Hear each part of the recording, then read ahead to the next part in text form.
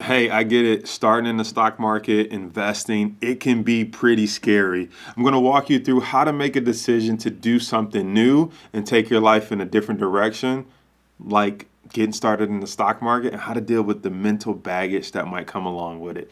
Keep watching.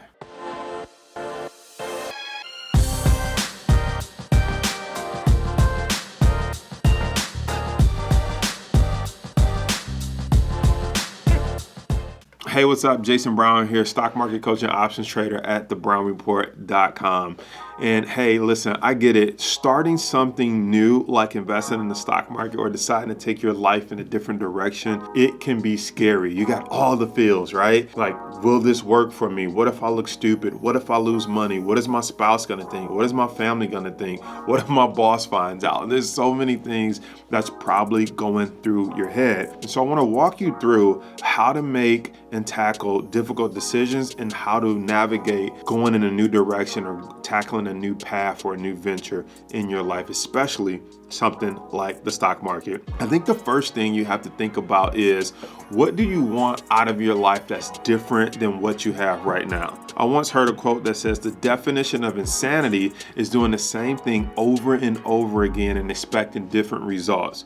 So by nature, if you want a different result than the one you're getting right now, you have to try something new or different or go about it in a different manner. So here's my first tip for you. One of the things that helped me when I was getting over the fear of investing, the fear of getting started in the stock market, I had this concept of what would the average person do and then what would the above average person do. You see, when I started to think about it in those terms, I thought, what would the average person do? The average person in my circle, my friends, my family, the average person would say, don't do that, that doesn't work, don't pay for that in course, don't invest in that mentor. That's what the average person would say. But what would the above average person do?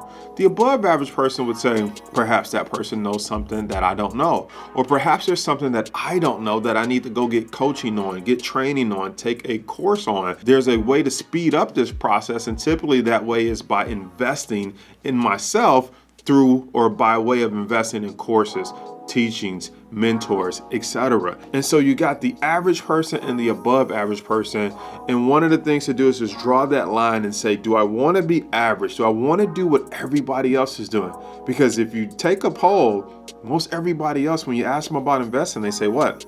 I don't pay attention. I don't know how it works. I just hand my money over and the guy does it for me. And so if the average person is doing that, then it's easy to look at the other side of the line and say, I'm going to do the opposite. I'm going to actually learn how it works. I'm going to handle it myself. I'm going to get the training, the coaching, the teaching, so that I'm not the average person, so that I'm above average. Only you can decide if you want to stay on the average side or move to the above average side. But when you put it in those plain terms, it makes the decision easier to determine what you should do next. Number two, I want you to ask yourself what I call the human logic question.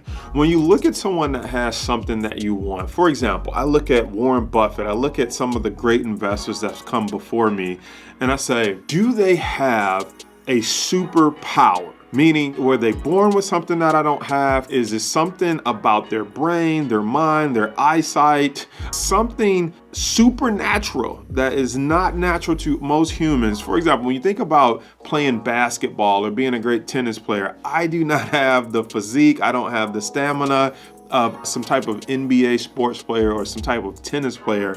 So there are people who have great vocal cords, who can sing, so they have some type of supernatural characteristics to their physical human ability that would give them an advantage in playing a sport or singing a song or something like that.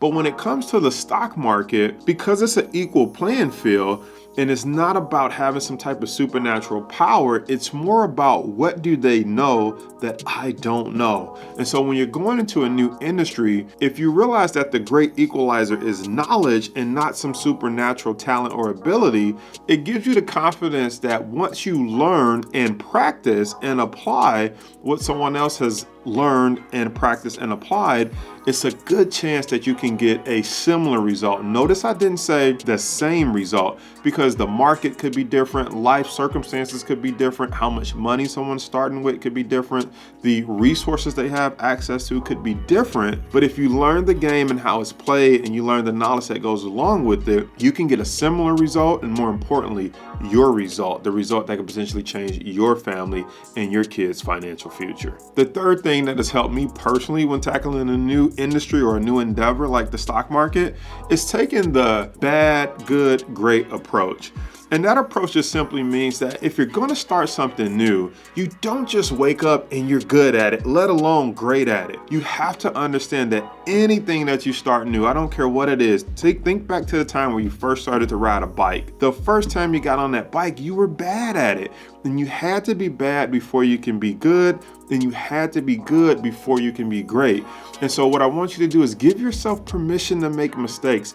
Give yourself permission to quote unquote look stupid, because you're not really looking stupid. You're being bad before you can be good, and you got to be good before you can be great. And along that path, you're going to make some mistakes, you're going to learn, but more importantly, as long as you stay the course, you're going to get better. So anything new that you're trying, remember, you got to be bad before you can be good. You got to be good before you can be great, and allow yourself the grace as you go through those processes. The fourth tip that I have for you when going in a new direction or trying something new is use the hero method. And what the hero method does is it allows you to identify somebody that's your hero with respect to the industry or the new direction that you're looking to go in, and then ask yourself along that journey, what would they do? So if you're thinking about the stock market, and for example, if Warren Buffett is my hero, I would say, would Warren Buffett take a class on investing? He probably would.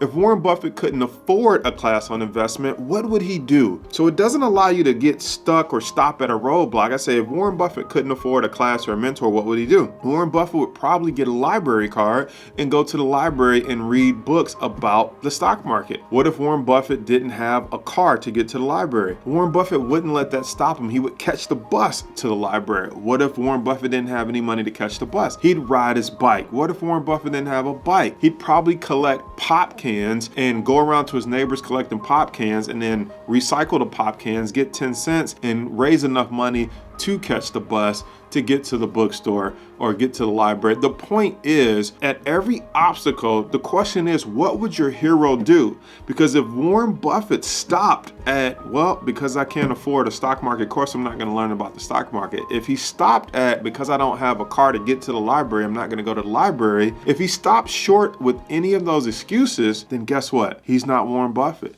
Because the Warren Buffett that is where he is today had to do whatever he had to do to learn about the stock market to get in the game to start investing. So when you think about your hero will give you powers, or at least unlock the power of your mind to start thinking of different ways that you can overcome what may appear to be a temporary hurdle. And the fifth tip that I have for you is that work on your mindset. Successful people do not always make the right decisions, but they make their decisions right. And what that simply means is, just because you make a decision to go into a new direction does not mean that it's going to be all sunshine and rainbows. There's going to be some rain, there's going to be some snow, there's going to be some tough days, but at the end, there's a pot of gold at the end of that rainbow. It doesn't mean because you've made a decision that everything is going to go smooth sailing. You're going to run into some roadblocks, but the key is that if you keep going, even with those roadblocks and those missteps, you'll turn lemons into lemonades on your way to your journey. So I want you to think about how you can use these 5 tips so that you can make a decision and move gracefully in a new direction that could potentially change you and your family's financial future forever. If you like this video, give it a thumbs up. Be sure to subscribe so you can get notified when we release new videos by hitting the bell notification, and check out thebrownreport.com if you want to learn how the stock market works or how I trade options and how I can help you get through this process. I'll see you in the next video.